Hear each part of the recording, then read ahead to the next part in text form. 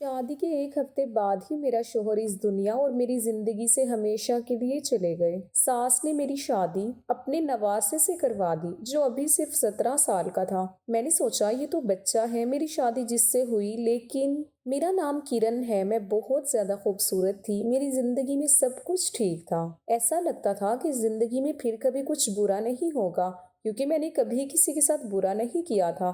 لیکن وہی ہوتا ہے جو قسمت میں لکھا ہوتا ہے۔ جب میں چھوٹی تھی تو میری ماں ایک آدمی کے ساتھ مجھے اور میرے پاپا کو چھوڑ کر بھاگ گئی تھی۔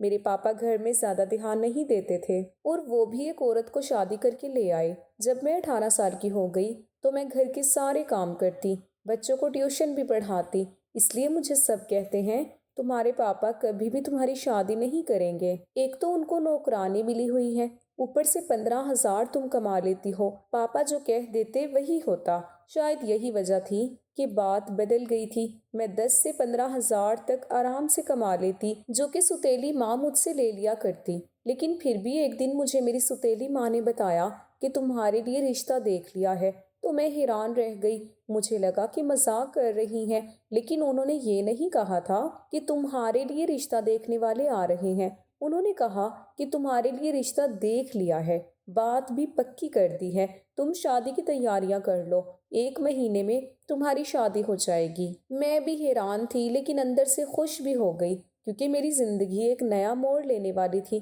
میں نے تو اپنے دل سے یہ بات نکال دی تھی کہ میری شادی بھی ہوگی، کیونکہ مجھے لگتا تھا میری ستیلی ماں کبھی میری شادی نہیں کروائیں گی۔ لیکن اب یہ سب کچھ ہو رہا تھا، اس لیے میں بہت زیادہ خوش تھی۔ میں خوشی خوشی شادی کی تیاریوں میں لگ گئی۔ شادی کی رات بھی کچھ عجیب ہوا۔ میں نے اپنے شوہر کو پہلی بار دیکھا تھا۔ ہم لوگوں کے ساتھ بیٹھ گئے، لیکن میں نیچے دیکھ رہی تھی۔ اتنی ہمت کہاں ہوتی ہے دلہن میں کہ سر اٹھا کے دیکھ لے، گردن گھما کر اپنے شوہر کو 2 پل دیکھ لے۔ میں نے بھی نہیں دیکھا۔ اس کے بعد جب کمرے میں بیٹھی تو اپنے شوہر کو دیکھا، پتہ چلا وہ بہت اچھا انسان ہے۔ اس کی ایک ماں تھی اور اس کی ایک بہن بھی تھی۔ بہن کا 17 سال کا بیٹا بھی تھا۔ اس نے مجھے بتایا کہ میری بہن کا بیٹا میرے بچوں کی طرح ہے، پر میرا بہت لگاؤ ہے۔ ویسے تو اس کی عمر صرف 17 سال ہے، لیکن میرے لیے تو وہ اس سے بھی زیادہ چھوٹا ہے، کیونکہ اس نے مجھے کہا کہ وہ 2 سال کا تھا تو اس کے پاپا اس دنیا سے چلے گئے تھے اور وہ کچھ جانتا بھی نہیں تھا، اس لیے اس کے پاپا کی جگہ میں نے لے لی اور روز رات کو میں اسے اپنے سینے پر سلایا کرتی۔ تب سے وہ میرے لیے ایسا ہی ہے جیسے میرا اپنا بچہ ہو۔ میری نند کے بیٹے کا نام کاشف تھا۔ میرے شوہر نے کہا تم ہمیشہ اس کا خیال رکھنا۔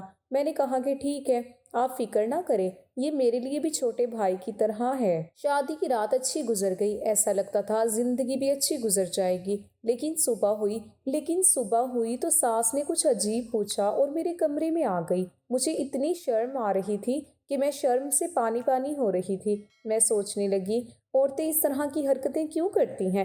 اس کے بعد میں اپنے بھانجے کے پاس تھوڑی دیر بیٹھ گئی۔ میری ساس نے کہا اب تم تیار ہو جاؤ، روز تمہیں دیکھنے کے لیے رشتے دار آئیں گے۔ شادی دھوم دھام سے ہوئی ہے، جبکہ اتنے پیسے نہیں تھے، لیکن اب باری باری سب لوگ تمہیں دیکھنے کے لیے آئیں گے اور جو بھی پیسے وہ تمہیں منہ دکھائی میں دیں گے تو وہ تم مجھے دے دینا۔ میں نے کہا کہ ٹھیک ہے۔ میری ساس رشتے نبھانے والی ساس کی طرح ہی تھی، لیکن میری ساس کا بھانجا بہت اچھا تھا۔ پہلے وہ میرے ساتھ ہنسی مذاق کر رہا تھا، پھر اس نے عجیب و غریب قسم کی باتیں شروع کر دی۔ مجھ سے پوچھنے لگا آپ اور ماما کیا کر رہے تھے؟ میں نے کہا کہ ہم لوگ باتیں کر رہے تھے۔ اس نے کہا نہیں، آپ لوگ جلدی سو گئے تھے، آپ کے کمرے کی لائٹ آف ہو گئی تھی، میں نے دیکھا تھا۔ میں حیران رہ گئی۔ میں نے کہا یہ ہمارے کمرے کے باہر ہی بیٹھا تھا کیا؟ کہیں اس نے ہماری باتیں تو نہیں سن لی؟ مجھے بہت شرمندگی ہو رہی تھی، لیکن وہ آرام سے باتیں کر رہا تھا جیسے اسے کچھ پتا ہی نہیں، اس لیے میں نے بھی زیادہ بات نہیں کی۔ کہنے لگا کہ آپ کہاں سوتی ہیں؟ ماموں کدھر سوتے ہیں؟ مجھے سمجھ میں نہیں آ رہا تھا کہ اسے اب کیا جواب دوں۔ پھر پوچھنے لگا کہ آپ لوگ ایک ساتھ سوتے ہیں؟ مجھے اب بڑی شرمندگی ہوئی۔ شام کو میں نے یہ بات اپنے شوہر کو بتائی کہ وہ اس طرح سے سوال پوچھ رہا تھا۔ عجیب بات ہے، اتنے چھوٹے بچے کے دماغ میں اتنے سارے سوال۔ میرے شوہر نے کہا میں نے تمہیں کہا تھا کہ تمہیں اس کا خیال رکھنا ہے، تم پہلے ہی دن اس کی شکایت کرنے لگی ہو۔ میں نے کہا کہ میں اس کی شکایت نہیں کر رہی ہوں، لیکن آج کل کے بچوں کے دماغ میں اس طرح کے سوال نہیں ہونے چاہیے۔ میرے شوہر نے کہا اس عمر میں بچے ہوتے ہیں، ایسے ہی 100 سوال پوچھ لیتے ہیں۔ میرا بھانجا بہت معصوم ہے، اس کا خیال رکھنا، اس کی کمزوری، اس کی غلطیاں تلاش کرنے کی ضرورت نہیں ہے، یہ بیچارہ تمہارے آگے پیچھے پھرتا ہے، مامی مامی کہتے اس کا منہ نہیں تھکتا، اور تم ہو کہ اس کے لیے اس طرح کی سوچ رکھ رہی ہو۔ میں تو حیران ہوں کہ میرے شوہر کو کیا ہو گیا، وہ واقعی اپنے بھانجے کے لیے بہت زیادہ ایموشنل تھا۔ یہ بات سمجھنے میں مجھے بہت دیر نہیں لگی کہ اگر مجھے اپنے شوہر کو خوش رکھنا ہے تو ان کے سامنے ان کے بھانجے کی کوئی برائی نہیں کرنی، نہیں تو اسے برا لگ جائے گا۔ اس کے بعد میں نے ایسا کچھ بھی نہیں کیا۔ ابھی ہماری شادی کو 1 ہفتہ ہی ہوا تھا۔ میرے شوہر فلمی قسم کے انسان تھے، اسے مجھ میں زیادہ دلچسپی تھی، وہ مجھے چھوڑتے ہی نہیں تھے۔ ایک دن تو صبح سے میری ساس مجھے آوازیں دے رہی تھی، لیکن میرا شوہر مجھے اپنے پاس سے اٹھنے نہیں دے رہا تھا۔ وہ کہہ رہے تھے مجھ سے اچھی اچھی باتیں کرو، میری آنکھوں میں دیکھو۔ تم نے کیا کبھی کوئی فلم نہیں دیکھی جیسے فلموں میں ہیرو ہیروئن ایک دوسرے کے ساتھ بیٹھ کر باتیں کرتے ہیں اور میرے پاس بیٹھی رہو؟ میں نے کہا کہ آپ کی ماں مجھے بلا رہی ہیں، کوئی کام ہوگا، کیونکہ صبح کے 11 بج رہے تھے، یہ کوئی شام کے 4 یا 5 بجنے کا وقت نہیں تھا۔ لیکن میرا شوہر مجھ سے اس طریقے کی باتیں کر رہا تھا، اور پھر وہی ہوا، مجھے میری ساس سے ڈانٹ پڑ گئی۔ مجھے ان لوگوں کا سمجھ میں نہیں آتا تھا، یہ لوگ تھوڑے سے عجیب تھے۔ میری ساس نے ایک دن آخر کہہ ہی دیا کہ تم نے تو آتے ہی میرے بیٹے کو اپنی انگلیوں پر نچانا شروع کر دیا ہے، تمہارے علاوہ اسے کوئی دکھائی ہی نہیں دیتا۔ میں نے کہا ایسا کچھ نہیں ہے، اب وہ خود ہی میرا دیوانہ ہے تو میں کیا کر سکتی ہوں؟ لیکن میرے شوہر نے مجھے کہا تھا میری ماں کا ہمیشہ خیال رکھنا، اس کو خوش رکھنا، اس لیے میں سارے گھر کے کام اچھے طریقے سے کرتی، کبھی کسی کو کچھ نہ بولتی، کوئی جواب نہ دیتی، اگر جواب دیتی تو بہت طریقے سے جس پر وہ غصہ نہ ہوتی۔ پر میری شادی کو ابھی 1 سال بھی پورا نہ ہوا تھا جب مجھے ایک بری خبر ملی، کہ وہ یہ کہ میرا شوہر اس دنیا سے چلا گیا ہے۔ اس کے بعد ہم لوگ بہت زیادہ پریشان ہو گئے اور سوچنے لگے کہ یہ خبر جھوٹی ہو، لیکن جب لاش کو گھر لایا گیا تو ہمارے ہوش اڑ گئے، اور میری ساس، میرا بھانجا، میری نند، ہم بری طرح چلا رہے تھے، رو رہے تھے، اللہ سے دعا کر رہے تھے یہ خبر جھوٹی ہو۔ پر میرا شوہر اس دنیا سے جا چکا تھا، یہ دکھ میرے لیے بہت بڑا تھا۔ میرے ماں باپ نے کہا یہ دکھ تم اپنے سسرال میں ہی پورا کرو، اس کے بعد ہم تمہیں آ کر لے جائیں گے۔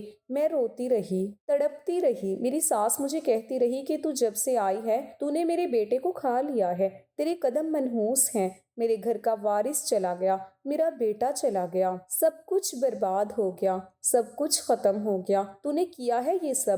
ابھی 4 مہینے ہی گزرے تھے لیکن اس کے بعد یہ سب ختم ہو گیا۔ تو میں یہ سوچ کر تھوڑی بے فکر تھی کہ اپنوں کے پاس چلی جاؤں گی، ویسے بھی اب میری زندگی میں خوش رہنے کے لیے کیا رہ گیا تھا، پاپا ہی تھے میرے اپنے، باقی تو میری ماں ستیلی تھی۔ جب میری ستیلی ماں اور میرے پاپا مجھے واپس لینے کے لیے آئے تو میری ساس نے ایک ایسی بات کہی کہ سب لوگ حیران رہ گئے۔ میری ساس کا کہنا تھا کہ میں اسے واپس نہیں بھیج سکتی، یہ میرے بیٹے کی بیوہ ہے۔ میرے پاپا نے کہا کہ لیکن آپ کا بیٹا اس دنیا میں نہیں رہا، اس کا یہاں پر کیا کام؟ لیکن میری ساس کا کہنا تھا کہ اس کی وجہ سے تو میرا بیٹا گیا ہے، اب یہ بھی یہاں سے چلی جائے گی، میرے گھر میں کمانے والا کوئی بھی نہیں ہے، میری ایک بیٹی ہے جو بیوہ ہے، اس کا ایک بیٹا ہے جو ابھی اسکول میں پڑھتا ہے، تو پھر کیا ہم بھوکے مر جائیں گے؟ یہ میرے بیٹے کی جگہ کمائی کرے گی اور ہمارا گھر چلائے گی۔ میرے پاپا اور ماں نے کہا یہ تو بہت ہی بری بات ہے، ایسا نہیں ہونا چاہیے، لیکن میری ساس نے ٹھان لی۔ پھر میرے پاپا اور میری ساس کے بیچ کافی بحث ہوئی، کبھی بات اس طرف جاتی تو کبھی اس طرف۔ جب مجھ سے پوچھا گیا تو ظاہر ہے میں واپس جانا چاہتی تھی، میرا بھی اس گھر میں اب دم گھٹتا تھا، پر میری ساس نے کہا یہ یہاں سے کہیں نہیں جائے گی۔ میری ساس نے اپنے کچھ رشتہ داروں کو گھر پر بلا لیا جو بری طرح سے لڑائی کرنے کے لیے تیار بیٹھے تھے، عجیب و غریب باتیں کر رہے تھے۔ پھر نتیجہ یہ نکلا کہ میری شادی دوبارہ کر دی جائے تو پھر میں اس گھر میں رہ سکتی ہوں، لیکن اس گھر میں ایک ہی مرد تھا، اس کے ساتھ میری شادی کرانے کی باتیں ہونے لگیں۔ سب نے کہا چھوٹا ہے تو کیا ہوا، یہ لڑکی کون سی 40 سال کی ہے، اس طرح یہ اس گھر میں رہ جائے گی، اس گھر میں پھر سے بہو بن جائے گی۔ میں یہ سب کچھ نہیں چاہتی تھی، لیکن میرے سامنے میرے پاپا کو منا لیا۔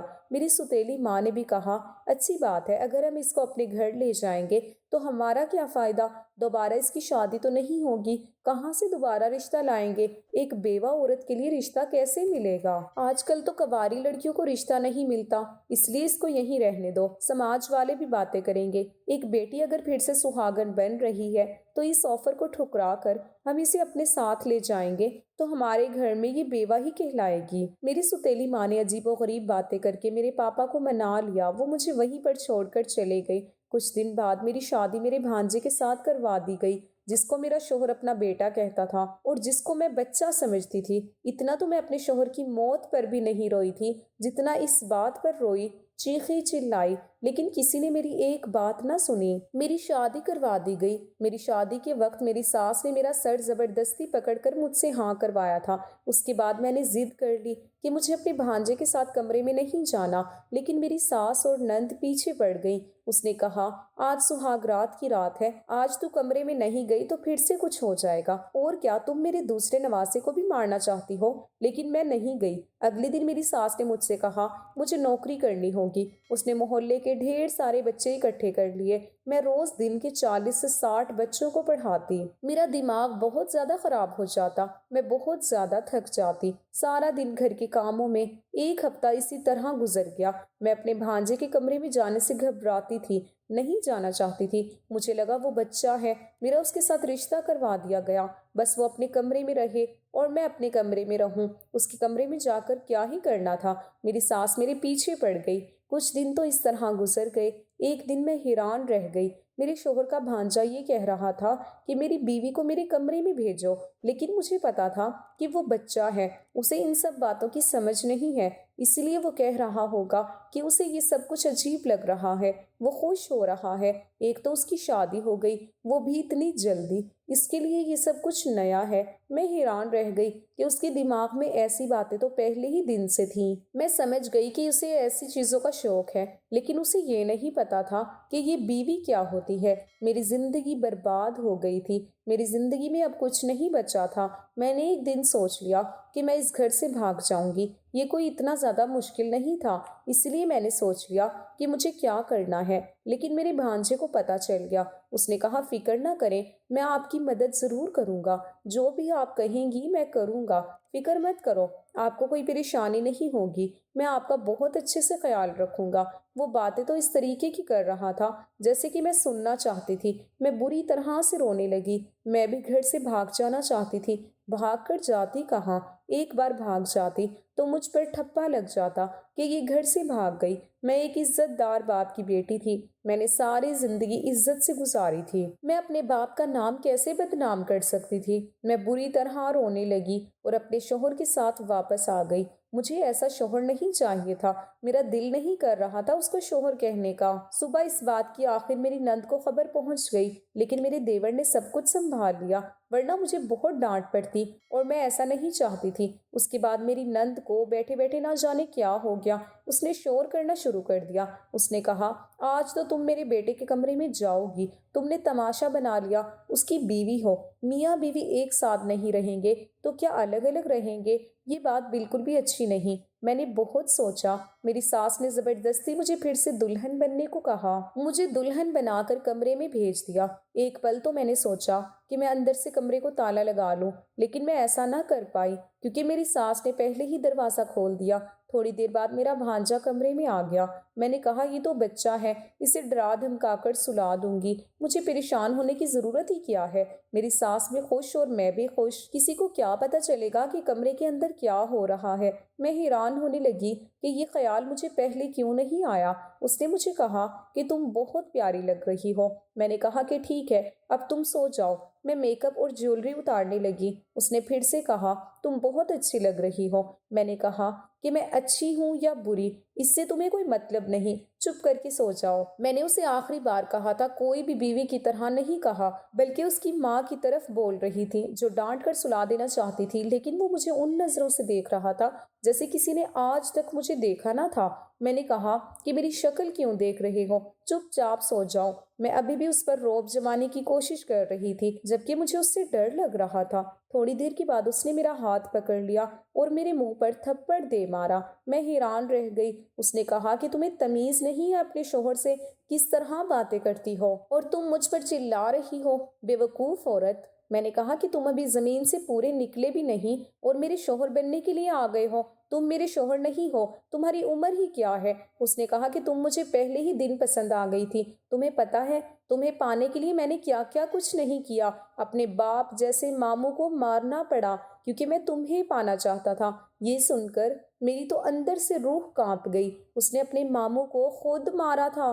اس نے خود کہا میں نے اپنے ماموں کو خود مارا تھا۔ اس نے کہا میں نے اپنے ماموں کی کار کا بریک فیل کر دیا، جس کی وجہ سے جب وہ تھوڑا آگے گئے اس کا بریک پیڈ سے کنٹرول ختم ہو گیا اور اس کا ایکسیڈنٹ ہو گیا۔ سب نے یہی سمجھا کہ ایک حادثہ ہو گیا، وہ دنیا سے چلا گیا، جبکہ یہ سوچنا سمجھنا ایک پلان تھا۔ میں حیران رہ گئی کہ اس آدمی نے میرے شوہر کو مار ڈالا جسے میں بچہ سمجھ رہی تھی، اور ابھی جو میرا شوہر بنا کھڑا تھا یہ کوئی معصوم سا بچہ نہیں تھا، یہ ایک شیطان تھا جس نے اپنے ماموں کو مار ڈالا۔ اس کا ماموں جو اس سے بہت زیادہ پیار کرتا تھا، اسے اپنے بچوں کی طرح سمجھتا تھا۔ کیا یہ زمانہ اتنا بدل گیا؟ مجھے تو کچھ سمجھ میں نہیں آ رہا تھا۔ میں وہاں سے بھاگ جانا چاہتی تھی، چیخنا چلانا چاہتی تھی، لیکن اس نے مجھے اپنی طرف کھینچ لیا۔